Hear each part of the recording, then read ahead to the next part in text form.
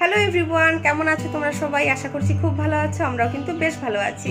তো আজকে নিয়ে এসেছি আরেকটি ব্লগ, আর আজকের আরেকটি নতুন ব্লগে তোমাদের সবাই কানে কানে খুব ওয়েলকাম জানিয়ে ব্লগটা স্টার্ট করছি। সো আজকে হলো নীলষষ্ঠী। নীলষষ্ঠীর আজকে যেহেতু ব্রত করছি, মানে উপোস করছি, তার জন্য কিন্তু গতকাল সংযম রেখেছিলাম। সংযম করে আজকে পুজোটা করব। আর এখন মানে সকালে সমস্ত কাজকর্ম কমপ্লিট হয়ে গেছে। এখন অনেকটাই সকাল, মানে অনেকটাই সকাল বলতে আর্যকে যেহেতু ওর স্কুল ছিল, ওকে পাঠিয়ে দিয়েছি। এখন 1:30 মতন বাজে। তো আমার মোটামুটি সমস্ত কাজ কমপ্লিট হয়ে গেছে। এখন আমি রান্নাটা করব দুপুরের ওদের জন্য, আর তারপর কিন্তু বাদবাকি কাজকর্ম করে আমি স্নানে যাব। স্নান দান সেরে এসে আমি পুজোর কাজ করব। সো কিভাবে কি করছি সমস্ত কিছু তোমাদের সাথে শেয়ার করব। ব্লগটা দেখতে থাকো, আশা করি ভালো লাগবে। সো চলো আর একটু সময় নষ্ট না করে ব্লগটা স্টার্ট করি, ঠিক আছে? তো বছরের কিন্তু এই দুটো দিন কাজ ভীষণ বেশি থাকে। তার কারণ হলো আজকে যেহেতু নীল পুজো, তো সেই জন্য অনেক কাজ আছে। সকালে অনেক কিছু করে নিয়েছি, সমস্ত সকালের খাবার কমপ্লিট করে আর্যকে খাইয়ে সমস্ত কিছু করে ওকে স্কুলেও পাঠিয়ে দিয়েছি। আর তারপর কিন্তু রান্না করতে এসেছি। আজকে রান্নাটা না একদম সিম্পল রেখেছিলাম, খুব সাধারণভাবে। আজকে একটু মুগ ডাল করেছি, বাঁধাকপি ঘন্ট করছি, আর তার সাথে একদম ঝুরঝুরে আলু ভাজা করব, যেটা আর্যর ভীষণ পছন্দের। তো ওর ওটা হলে আর কিচ্ছু দরকার হয় না। আর এদিকে দেখো আগামীকালের জন্য পাচন হবে, সেই পাচনের সমস্ত সবজি কিন্তু মানে ওর বাবা কিনে নিয়ে এসেছে, ঠিক আছে? আর কিছু কিছু আমার ঘরেই ছিল। তো এখন বাঁধাকপিটাও আমার হয়ে গেছে। এরপর স্নান দান করে আমি চলে আসব। আর যা বাদ বাকি সমস্ত কাজকর্ম সেগুলো কিন্তু সেরে নিয়েছি। তো এই যে দেখো এখন স্নান দান করে চলে এসেছি, একটু মুখে ক্রিম দিয়ে দিচ্ছি, আর তার সাথে একটু কিন্তু তোমাদের সাথেও শেয়ার করে দিচ্ছি, ঠিক আছে?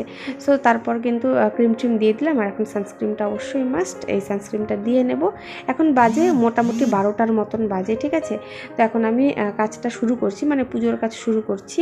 তো সমস্ত কাজকর্ম যেহেতু শেষ করেছি, সেহেতু না অনেকটাই দেরি মানে হয়ে গেল আর কি। তো যাই হোক, এরপর সিঁদুর পরে নিয়েছি, আর তারপর কিন্তু ঠাকুরের কাজে চলে যাব। তো ঠাকুরের কাজের আগেও একটা ইম্পর্টেন্ট কাজ করব, সেটা হলো এই যে দেখতে পাচ্ছ, এটা কি বলো তো? এটা হলো বেল। তো এই বেলটা তোমাদের দাদা এনেছে 2-3 দিন আগে। তো ভাবলাম যে আজকে বেলটা শরবত করি, আমিও একটু খেতে পাবো ওদের সাথে। তো তার জন্য কিন্তু আজকে শরবতটা বানিয়ে নিচ্ছি, যেহেতু আমি আজকে আগুনের কোনো জিনিস খাবো না, ঠিক আছে? তো এই যে দেখো বেলটা সুন্দর ফাটিয়ে নিয়েছি। এত সুন্দর ছিল না বেলটা, মানে কি বলবো। তো সুন্দর করে এভাবে চামচ দিয়ে সবগুলো মানে সব জিনিসগুলোকে বের করে নিয়েছি। আর তারপর তোমার দাদাকে বললাম যে একটু জল দিয়ে দাও। তো ওখানে 2 গ্লাস মতন কিন্তু জল দিয়ে দিয়েছে। তো এটা দিয়ে আমি এখন এখানে এটা কিন্তু ভিজতে রেখে দেবো, ঠিক আছে? 1-2 ঘন্টা মতন। তো এই যে তার মাঝে এখান দিয়ে আমি সুন্দর করে ফুলগুলো তুলে নিচ্ছি। এত সুন্দর ফুল ফুটছে এখন বাগানে, কি আর বলবো, ভীষণ ভালো লাগছে দেখে। তো দেখো সমস্ত ফুল তোলার আনন্দই কিন্তু আলাদা। আর নীলকণ্ঠ ফুল আজকের পুজোতে তো অবশ্যই লাগবে। লাল ফুলও প্রচুর ফুটেছে এখানে। আর তার সাথে কিন্তু এই ফুলগুলোর নাম আমার ঠিক মনে পড়ছে, টগর ফুল। তো যে দেখতে পারলে কত ফুল তুলেছি। আর তারপর ঘরের ঠাকুরকে কিন্তু ভক্তি ভরে পুজো করে নিয়েছি, খুব তাড়াতাড়ি করে, তোমাদের সাথে অতটা শেয়ার করলাম না। তো এখানে ঠাকুরকে প্রসাদ দিয়ে আর তারপর কিন্তু আমি মানে আমার কাজে নেমে যাব, ঠিক আছে? তো এখানে ঠাকুরকে পুজো দেওয়া কমপ্লিট হয়ে গেছে। তুলসী মাকে জল দেবো, দিয়ে কিন্তু আমি বসে পড়বো আমার কাজে। তো বন্ধুরা, পুজোটা দেওয়া তো কমপ্লিট হয়ে গেল। এবার আমি আস্তে আস্তে করে সমস্ত কিছু গোছাবো, আর তারপর কিন্তু রেডি টেডি করে মন্দিরে যাব, ঠিক আছে? এখন আর্যকে আনার সময়ও হয়ে গেছে। সো আগে দেখি কোনটা আগে করি কোনটা পরে করি, সেভাবে দেখে বাকি কাজগুলো করব, ঠিক আছে? তোমরা সাথে থাকো, ভিডিওটা দেখতে থাকো। তো এরপরে দেখলাম আর্যর বাবা কিন্তু চলে এসেছে বাড়িতে, ঠিক আছে? তো অফিসে একটু গেছিলো, তো চলে এসেছে যখন, তো বললাম যে তুমিই যাও, গিয়ে নিয়ে আসো, আমি আর আজকে যাচ্ছি না। তো যাই হোক, একটু ভালোই হলো। তো এই দিক দিয়ে মালাটা গেঁথে নিলাম। এখানে না আকন্দ ফুল ভীষণ মুশকিল পাওয়া। তো যাই হোক, এটা পরে বলছি। আর এখানে দেখো আমি সবার ফার্স্টে পঞ্চামৃত বানিয়ে নিলাম, দুধ, দই, ঘি, মধু আর শর্করা দিয়ে। তো এখন আমি থালাটাও সাজিয়ে নেব। তো এখানে আমি সবার ফার্স্টে পঞ্চামৃত রেখেছি, আর তার সাথে কিন্তু দেখো এখানে আমি একটু দূর্বা দিয়েছি। আর এখানে আমি যে অভিষেক করাবো তার জন্য ঘি, মধু, চন্দন আর হলো গোটা আতপ চাল নেব, আর তার সাথে কিন্তু একটু তিল নেব। আর এখানে একটু সুগন্ধি জল বানিয়ে নিচ্ছি, সেখানে একটু চন্দন দিয়ে দিচ্ছি, আর তার সাথে একটু ফুল এভাবে ছিঁড়ে দিয়ে দেবো, একটু দূর্বা দেবো, আর এখানে অল্প অগুরু দেবো, ঠিক আছে? দিয়ে আমি এই জলটা বানিয়ে নিলাম। তো এখানে না আকন্দ ফুল মানে এই সিজন ছাড়া পাওয়াটা না ভীষণ মুশকিল। সিজন ছাড়া বলতে শিবরাত্রির সময় খুব ওঠে, কিন্তু এই সময়টায় ভীষণ কম পাওয়া যায়। তো যাই হোক আমি আর মানে ভালো ছিল না দেখে আমি আর মানে আনাইনি আর কি। তো ঘরে যে সমস্ত আমার ফুল ছিল সেগুলো দিয়ে আমি পুজো করে নিয়েছি। তো তোমরা দেখলে কী কী ফুল দিলাম। আর এই যে দেখো আতপ চাল দিয়ে দিচ্ছি। অ্যাকচুয়ালি মন থেকে ভক্তি ভরে পুজো করাটাই সবথেকে বড়। তো তারপরেও আমি সমস্ত কিছু চেষ্টা করি যে যেন কোনো কিছু বাদ না যায়। আর এরপর দেখো গোটা ফল নিয়েছি, এখানে কাঁচা আম তো অবশ্যই লাগবে, আর আপেল নিয়েছি, কলা নিয়েছি, শসা নিয়েছি আর আঙুর নিয়েছি। 5 ফল দিচ্ছি, আর তার সাথে কিন্তু যেটা মাস্ট ঘিয়ের বাতি সেটা কিন্তু অবশ্যই নিচ্ছি। আর এখানে দেখো অল্প আমি ধূপকাঠিও নিয়ে নিয়েছি। তো ব্যাস আমার থালা গোছানো কমপ্লিট। তো বন্ধুরা রেডি হয়ে গেছি, আমার ঠাকুরের জিনিস সমস্ত গোছানো কমপ্লিট হয়ে গেছে। আর আমি ওই দিক দিয়ে একটা শাড়ি পরে নিয়েছি, আর্যকে নিয়ে যাবো। আর্যর স্নান হয়ে গেছে, তো স্কুল থেকে এসেছে, ভীষণ খিদে পেয়ে গেছিলো, তো বললাম 2 বিস্কুট খেয়ে নাও, স্নান দান হয়ে গেছে, তারপর ওকে নিয়ে যাব, ঠিক আছে। সো চলো মন্দিরে যাই, পুজোটা দিয়ে আসি। আর এদিক দিয়ে চলে এসেছি মন্দিরে। আর্যর বাবা যেহেতু ছিল না, ঠিক আছে, তো আমি আর আমার ছেলে মিলেই চলে এসেছি মন্দিরে। খুব সুন্দর ছোট্ট মোট্ট একটা মন্দির, আমার একদম কোয়ার্টারের পাশেই আছে।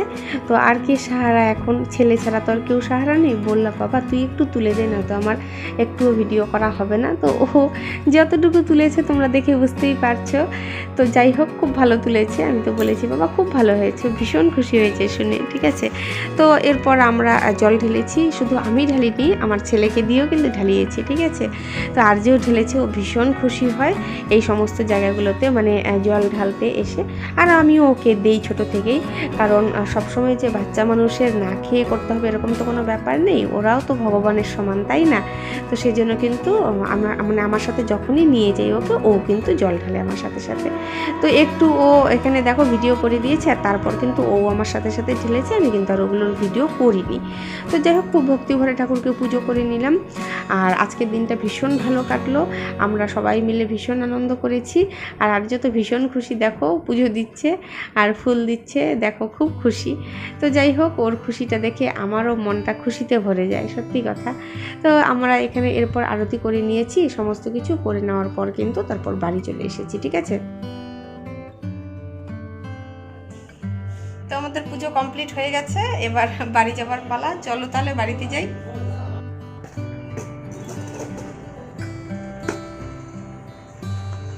তো পুজো করে তো চলে এসেছি, খাওয়া দাওয়া সমস্ত কিছু আর্যরও হয়ে গেছে। এবার ভাবলাম যে আমি একটু বেলের শরবতটা করে নিই। তো দেখতে থাকো ভিডিওটা, ঠিক আছে। তো এই যে দেখো এখন বেলটা শরবত বানিয়ে নিচ্ছি, আর চারিদিকে একটু চটকাচ্ছিলাম, তো চারিদিকে চিটে চিটে পড়ছিল ফট করে। তো যাই হোক আমি না অন্য কিছু আর নেইনি, হাত দিয়ে এভাবে চিপে চিপে ছিবড়েগুলো বের করে ফেলেছি। আর শেষে কিন্তু আমি মানে যখন দিয়েছি গ্লাসে আর কি, তখন একটু ছাঁকনি দিয়ে ছেঁকেই দিয়েছি, ব্যাস তাতেই হয়ে গেছে।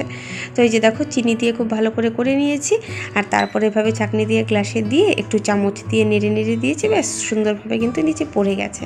তো আমরা এই বেলের শরবত অনেক দিন পর খাচ্ছি, বলতে পারো অনেক বছর পর খাচ্ছি, আনা হলেও সেরকম করে খাওয়া হয় না। দেখো কেমন হয়েছে, দারুণ ভালো লেগেছে।